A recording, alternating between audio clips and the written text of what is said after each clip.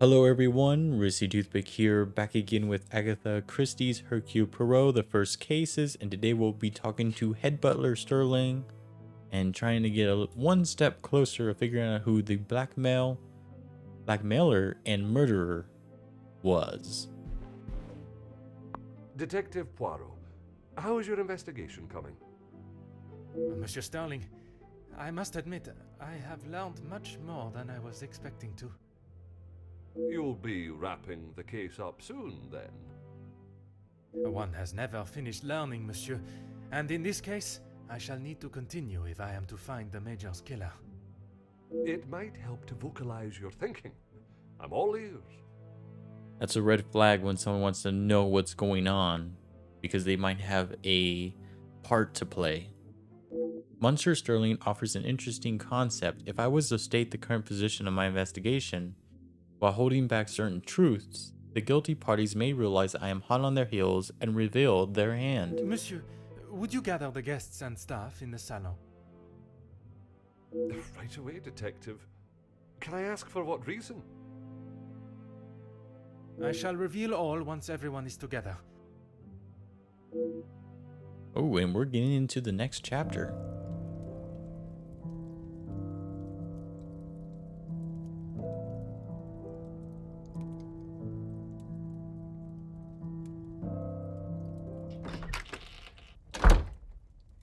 Detective, what is the meaning of all this? Madame, I ask that you all lend me your ears for only a few moments. What I have to say is of great significance to everyone. You are all invited here to celebrate the engagement of Mademoiselle Angeline van den Bosch and Monsieur Gédéon Demire, the coming together of two prevalent families. But the celebrations were short-lived, as Major Felix Hagen was found dead in his study by a young servant of the house. It then became my responsibility and obligation as a detective to uncover the truth behind his demise. My initial examination of his study exposed a number of things I did not expect to find. Things I have no desire to divulge at this time, but what I can say is this. It was no simple murder. A letter demanding ransom for a continued silence confirmed this. I am sure some, if not all of you, have heard whispers of a series of blackmails that have plagued the social elite in recent weeks. After hearing of the letters in the Major's study, you may ask if it was him behind the letters. You may further ask if he was preparing his next threat to another unsuspecting victim. It is a question that crossed even my mind. That was until I sought the truth. That in fact it was the Major that had fallen victim to our blackmailer Mystérieux.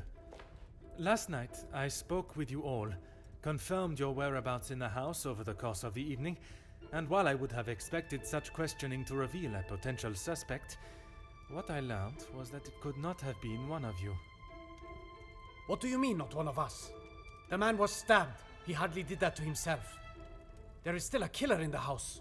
Pardon, monsieur, if you would allow me to finish. It could not have been only one of you. Rather a partnership, in cahoots, if you will. Conversations today have revealed facts that I was not expecting to discover. And although they may have muddied and complicated my investigation, what I must do to bring the guilty parties to justice has become clearer. Those of you that spun stories in an attempt to confuse and derail my investigation have made a grave mistake in underestimating my intelligence. Other detectives may fall for such deception, but I can assure you, Detective Poirot is no such fool. My investigation is far from over, and swift justice shall be dealt to those that have committed such appalling acts and have continued to mislead and lie to protect themselves. Now, I must continue mon enquête, and I shall leave you to consider that you may be beside a cold-hearted killer. Bonsoir. Monsieur Sterling, un moment. Alrighty. Quite the speech, Detective. Merci, but it was not made to entertain, more to warn the guilty parties that I am hot on their heels. no matter how clever they believe themselves to be. Well, if there is anything I can do. I'd like to search the guests' bedrooms. Is that really necessary? The murderer remains at large, and there is still no sign of the weapon. I would say that makes them essential. Of course. I still just cannot imagine any of them being guilty of his murder. It may be hard to imagine, but it is the truth. When you returned to the study last night, did you notice anything different from our previous visit? Nothing. But I was so preoccupied with the Major. Sorry, Detective. Should I have?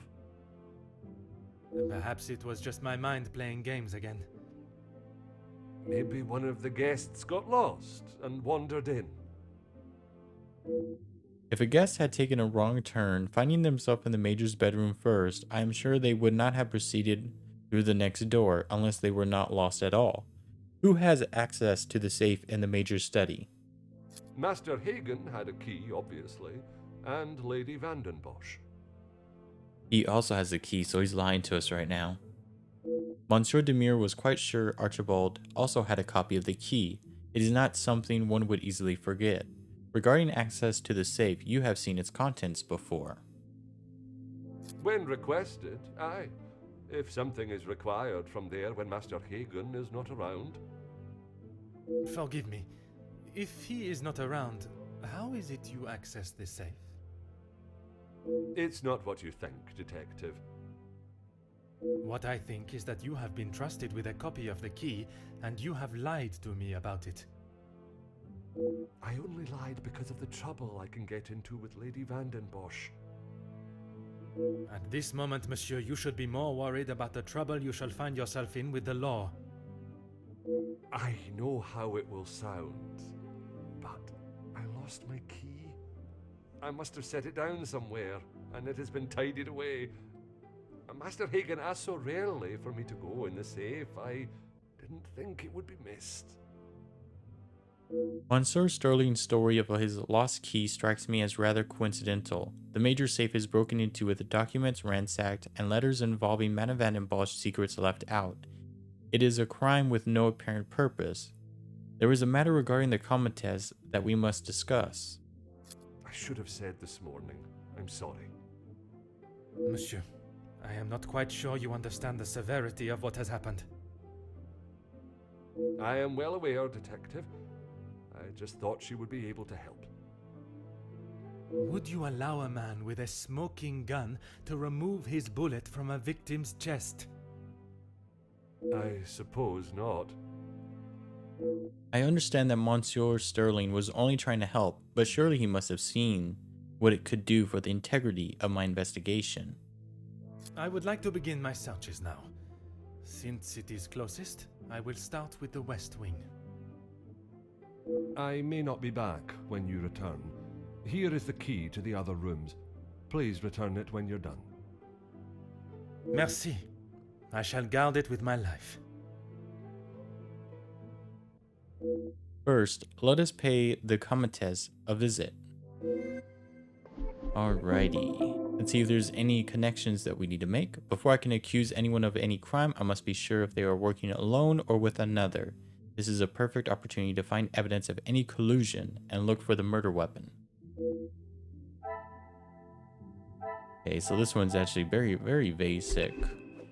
Let me make sure there's nothing else hidden here. Nope. Go over here.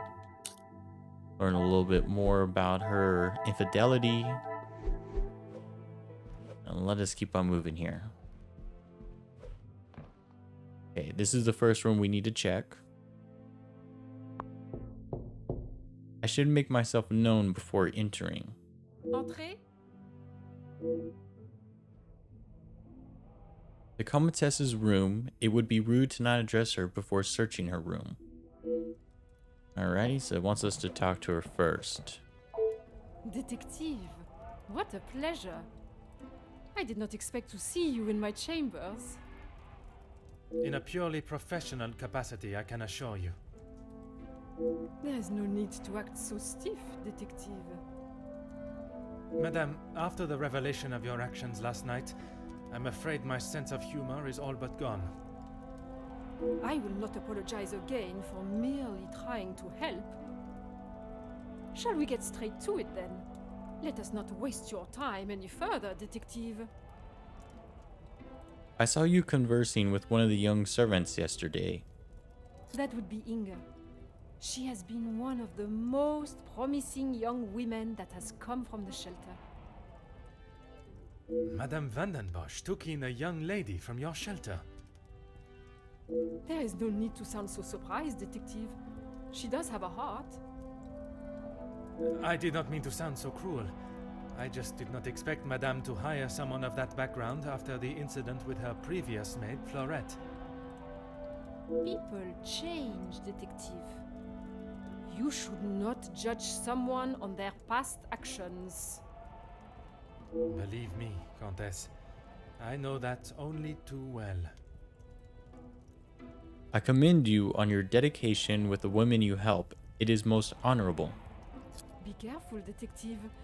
That almost sounded like a compliment. It is your actions in this house that have been questionable, Madame. Your work outside is something that many more could take note of. We do what we can. Have you been able to find many of the girls from the shelter work? We wouldn't be doing a very good job if I could only help one girl. I in fact found work for one of them as a maid in Monsieur da Silva's house recently. She has fitted into Monsieur's home well. What is better, detective? That she remained in an abusive house, or she is able to rebuild her life with an honest wage in a prosperous house? When put like that, is she happy in her position? The happiest she has been in years.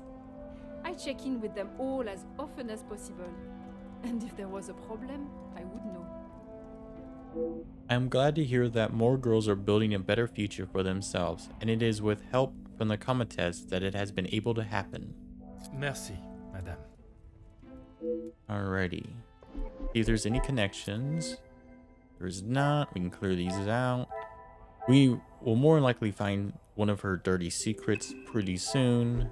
She isn't as good as she says she is. The wonders of modern technology. What a joy it must be to have music in one's home.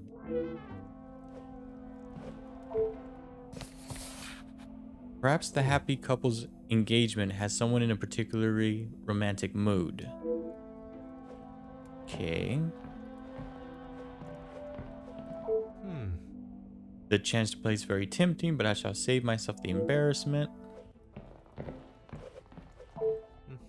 A roaring fire. Yep, he says that every time. You could stare at it for hours. Huh. The skill to build the wonderful piece. Oh. A first aid kit full of medical equipment, bandages, plasters, antiseptics, and a pair of scissors. Alrighty. Still don't have a connection there. Let me clear these all out so far.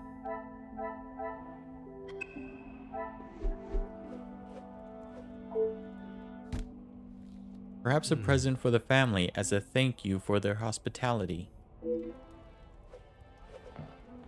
Huh. A fallen snow has laid a beautiful white blanket. And check out the plant. Ah. Plants lean and rely on each other to survive. We should take a lesson from it. Alright, so that seems to be about everything here. Let us talk to her again. Go ahead, detective. Perhaps I was a little rash with my response to you examining the Major's body. A compliment and now an apology. Well, detective, you certainly have changed your tune. There was something I was still unsure of. You mentioned that your training was some years ago. From my days as a nurse, oui. If that is so, why would you have brought several pieces of equipment usually found in a physician's bag? One must always be prepared, detective. Prepared? At an engagement celebration? If I had not brought them, I would not have been able to assist you last night. perhaps you should be thankful for my precaution and not so suspicious. And had she not brought them at all, I would not have to ask such a question. Merci, madame. Alrighty. We still don't have a connection here, but I think we can possibly search other rooms.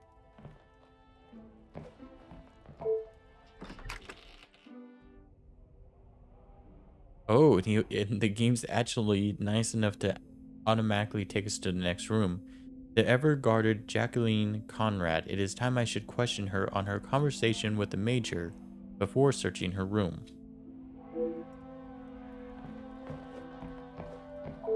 Detective, what can I do for you? Mademoiselle, I am sure you understand my reasoning for such intrusion. If it's going to clear my name, be my guest. If you wouldn't mind answering some questions, it can hopefully be cleared faster. I'd like to start with your relationship with the Major. Like I said, he's not the man he wants everyone to think he is. Oui, but how is it you came to that conclusion? You don't really want me to recount every conversation I've had with him, do you? There is one particular I had in mind. Tell me about your argument. An argument would imply it was a two-way conversation. And that is not how it was? Here it is. I've been helping Angeline get exposure, her marriage to Gideon is big news, and his work is really paving the way for others. I saw the chance to get their names out there, and he didn't like it. What was there not to like? Your guess is as good as mine, Detective. But if I had to, I'd say he was jealous it wasn't his name at the top of the article. And his reason to storm off? Oh, you know about that. Let's just say I didn't accept his pathetic attempt to get me to stop the story. If you're gonna try and pay someone off, at least make it worth their while. I thought the Major would only be supportive of Mademoiselle Angeline. There must be more to know to why he would not want her success to be known. I'm sure you have grown weary of the subject, but Monsieur Beckers. You've really got a fascination with that guy, huh? I would not say fascination. An interest, perhaps. Well, I'll save you the bother of trying to find out more about him. He's not that interesting. In fact, he's a bit of a wimp if you ask me. That is not the impression I got of him. That's because you've only seen the side of him he wants you to. He knows what to say in front of the right people. But behind closed doors, he's clueless. Clueless in what way? Let me guess. The first thing he told you was that he was a union leader. No, the voice of the people. A man that is proud of his work is not something to be sneered at. Don't get me wrong, he has a way with words, and he can certainly rally a crowd. But that's about it. At the end of the day, he's a representative and nothing more. He's got to play the part, not just learn the lines. Mademoiselle does not think particularly highly of Monsieur Beckers. She is a strong, independent woman, but to use the term wimp in an unnecessary attack on his character, or is an unnecessary attack. Merci, mademoiselle. I shall leave you to relax. Sure thing, Detective. And if you change your mind on that exclusive about that shooting... If I do change it, you shall be the first to know. Alrighty, so now let's explore her room. We had one of these earlier. Same thing. Among them, a recent article by Jackie Conrad about the riots linked to Ernesto's factory. Peaceful strikes turn to loss of lives as violence breaks out on the front line. Following the tragic events in the city that has darkened the spirits of the people and brought to a screeching halt the rising defiance of the working class, the area has been cordoned off and police presence at the scene has increased. Factory security forces have been asked to step down and the powers handed over to law enforcement services. Workers laid down their tools, switched off all machinery, and stood together shoulder to shoulder as the fight for fair paying conditions raged on. What started as peaceful protest by those employed at the factories has turned into a battle of class, with support for the workers coming in from all over the city. Although reports have not been confirmed, sources state that violence broke out following a second wave surge of supporters. Official numbers have not been published, but it is believed that as many as 8 workers have lost their lives in the fighting. The workers' front line has been considered as a representation of the people and working class of Belgium that now refuse to work in such demanding conditions for such a demeaning and insufficient wage. Chief Commissioner LaRue has confirmed that the outbreak of violence and resulting civilian deaths are being investigated, and an official statement is to be made in the coming days. Jacqueline Conrad. Nothing to be found in there. Let me make sure there's no connections here first.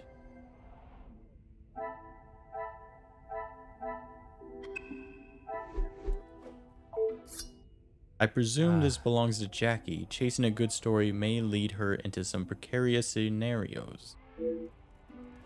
Okay. Oh. Another fire that he could gaze at for hours.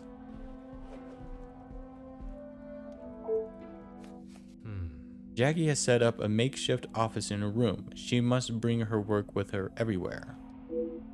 Mr. Artigue spotted leaving the Velvet Tickle Friday at 23:15. Cambrai House has been poaching off neighboring land, boar, deer, and duck. Maggie to follow up.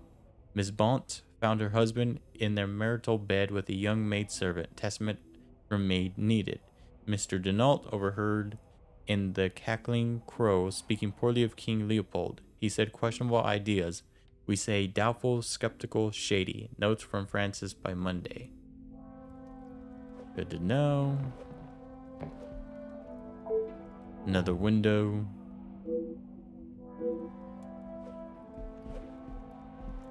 And I think now we just need to talk to her. Let me clear all these out.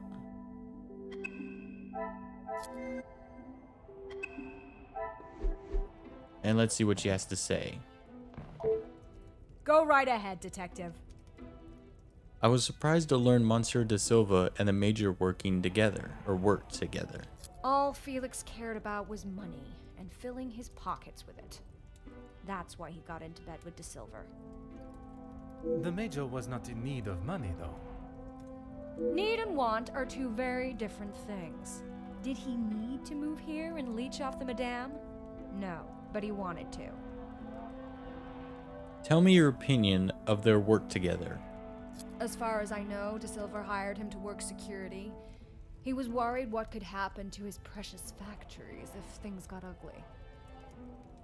And your reporters were there to cover the story when it did turn that way. My reporters go where there is news to be told. And you predicted the violence that occurred? Anyone could see that was gonna happen. If you ask me, Hugo should have acted sooner. And I guess that's all we needed to talk about. Merci, mademoiselle. I shall leave you to relax.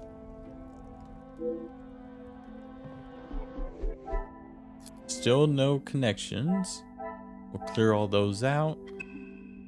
And we will move on to the next room.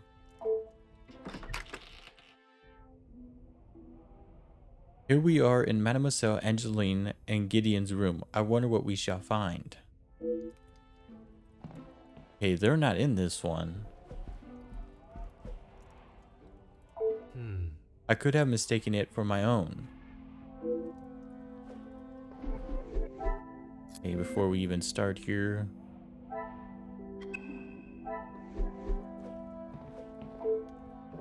There does not seem to be anything of interest.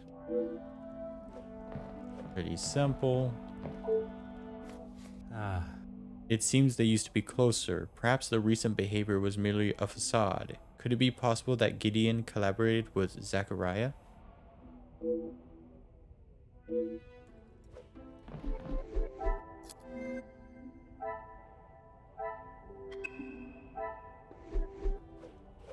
Another fire. Oh. You could gaze at it. Yep, he likes doing that very often. Let's go check out the grandfather clock. He has something very interesting to say about that.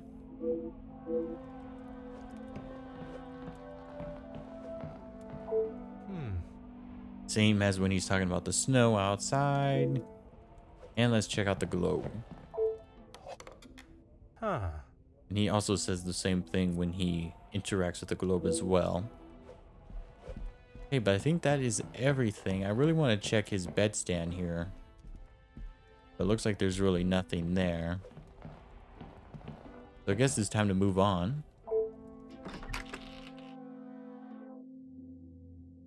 With all the west guest room searched, I should make my way to the guest rooms on the east of the first floor. There must be evidence of collusion somewhere.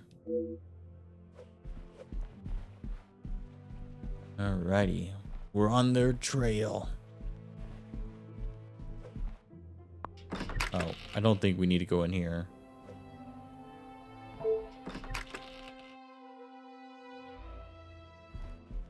It's weird that we can actually go in there though. Oh, we need to actually go downstairs.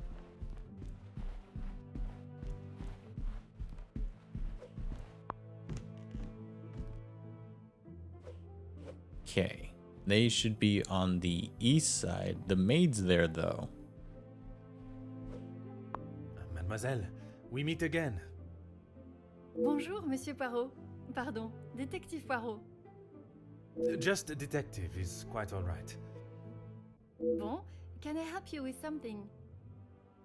It was you that alerted the house to the Major's body, was it not? I was taking him a plate of food, but he didn't answer to my knocking. You then entered the study. I did. He wasn't moving. He just lay there. I did not mean to upset you again. Seeing him there would be troubling for anyone, and I'm sure it is not a memory you wish to relive. Tell me about your relationship with the other staff. I suppose we're like a family. We argue, but most of the time we get along. You must all be quite close then. Some more than others. You refer to whom, mademoiselle?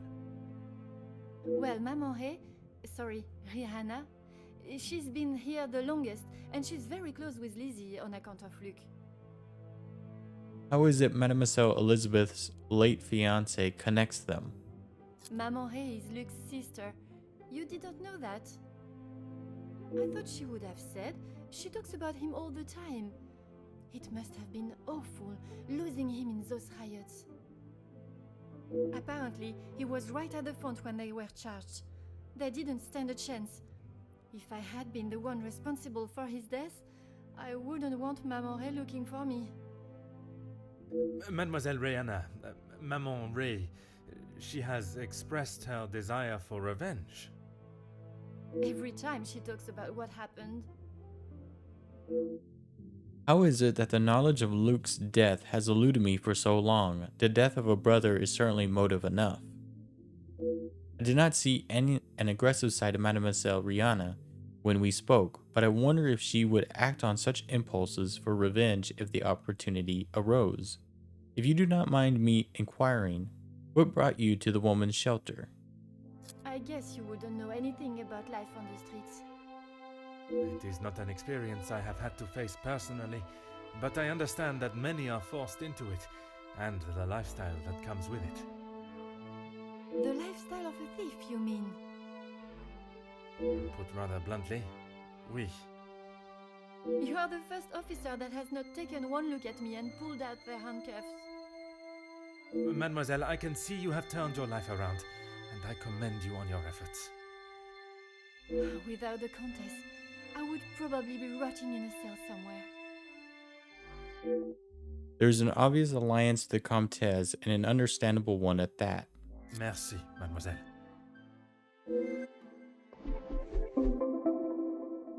We got a whole new one.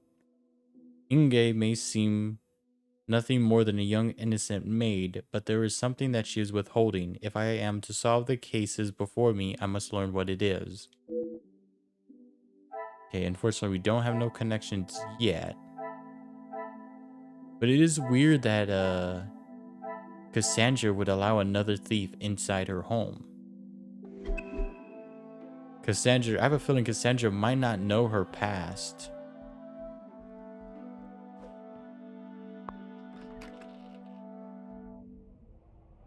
I wonder if Monsieur Zachariah is as seemingly innocent as his brother. I should speak with him before searching his room.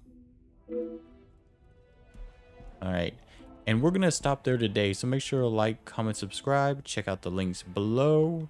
Let me check if there's any connections here. There is not. And in the next one, we'll talk to Zachariah and the other people who are on this floor.